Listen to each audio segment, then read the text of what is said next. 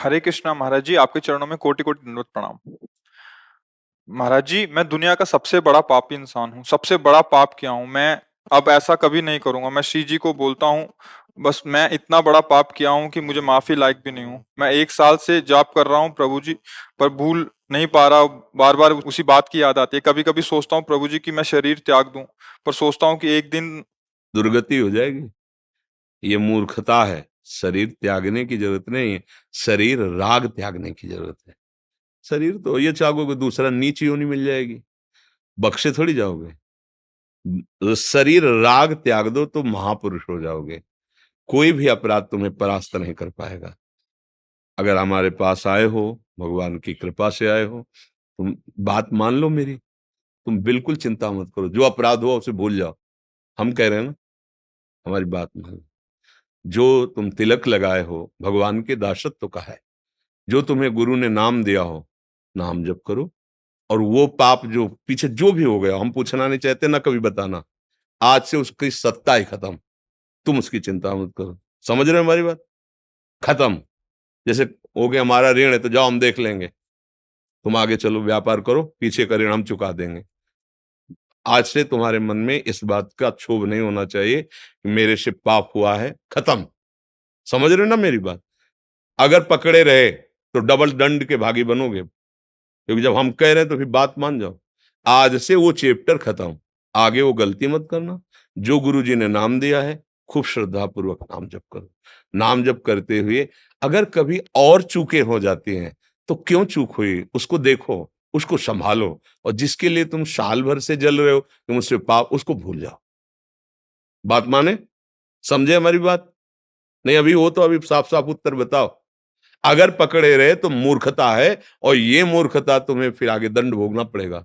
कोशिश करते हैं पर मुझे लेकिन नहीं मिल पाता। हम जब कह रहे हैं तो उसे भूल जाओ।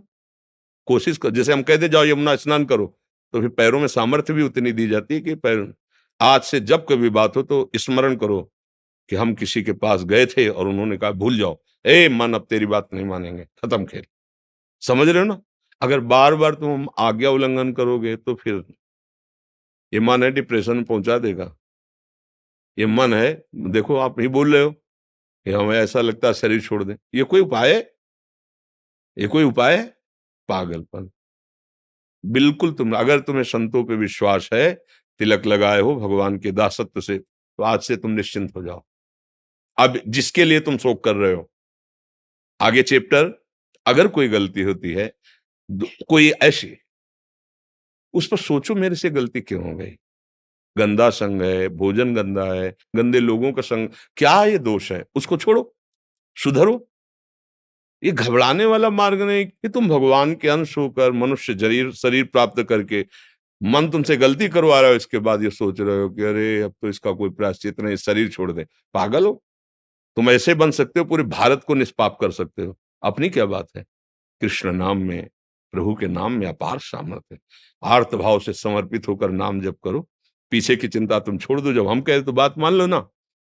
पीछे मुड़कर अब मत देखो। जब मन दिखाने लगे तो कह दो तो हो गया ना, वो वृंदावन गए थे, हो गया। उसको तुरंत दो ना, उत्तर दो। उसको उत्तर देना सीखो। वो तुम नहीं हो, वो बेईमान मन है। ये हो गया उसका हिसाब। वहां वृंदावन गए थे और संत से बात की थी, उन्होंने बता दिया, हो गया उसका। आगे कोई वो पुनरावृत्ति ना हो जो आपको इस तरह से गिरा दे। गलतियां होंगी, सबसे होती हैं। उसकी चांस ढूंढने चाहिए, बात ढूंढनी चाहिए। कौन से हमने समय दिया इसको, कौन सा संग दिया, कौन सा आहार दिया, कौन सी ऐसी चूक हो गई जिसने हमको फिर गिरा दिया, फिर हमसे गलती हो गई, फिर हम सुधरे। 1000 बार गिरेंगे तो हम अगली बार फिर तैयार होके, ये तो मुझे समझ में नहीं आता।